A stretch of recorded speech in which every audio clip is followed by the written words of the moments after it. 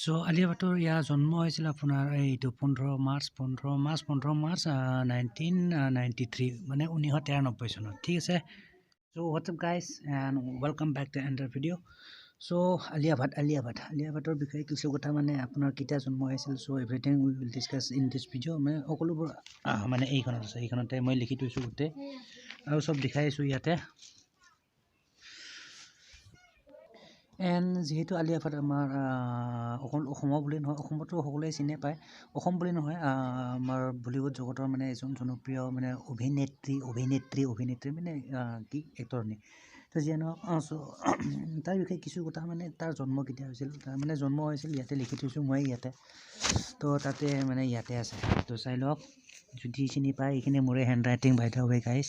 যিয়ে নহওক তো জন্ম হৈছিল মই কৈছোঁ জন্ম হৈছিল আপোনাৰ 15 মাৰ্চত 1993 মানে 15 মাৰ্চ 1993 1993 চনৰ 15 মাৰ্চত জন্ম হৈছিল এণ্ড তাৰপিছত আৰু মই দেখাই দিছোঁ ইয়াতে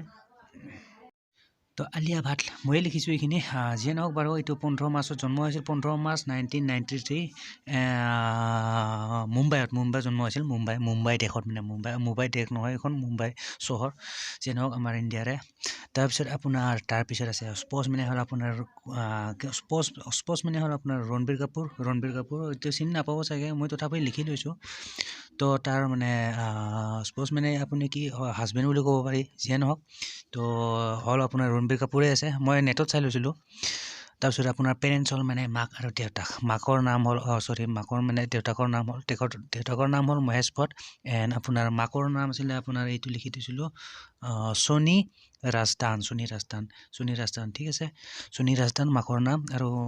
দেউতাকটো ক'লো আৰু হাইট হ'ল আপোনাৰ মানে ওখটো আপোনাৰ নেটত পোৱা মতে 1.55 মিটাৰ ঠিক আছে মানে 1.5 মিটাৰ অকণমান বেছি হ'ব যিহেতু 1.55 1.5 মিটাৰ অকণমান বেছি আৰু মানে তো হাইটটো ঠিকেই আছে মোটামুটি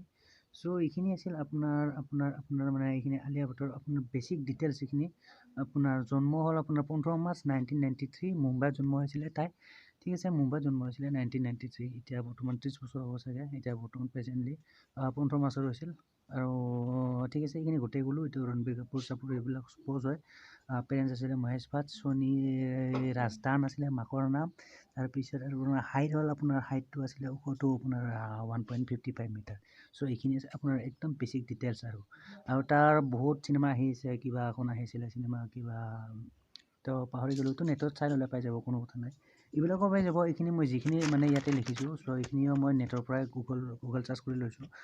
তো তাৰ পৰা এইখিনি গোটেইখিনি ডিটেইলছ ঠিক আছে তো যিখিনি মই গম পালোঁ সেইখিনি আপোনাৰ লগত শ্বেয়াৰ কৰিলোঁ চ' ঠিক আছে তো এইখিনিয়ে আছিল এইখিনি আলিয়া ভাটৰ ওপৰত কিছু ডিটেইলছ আৰু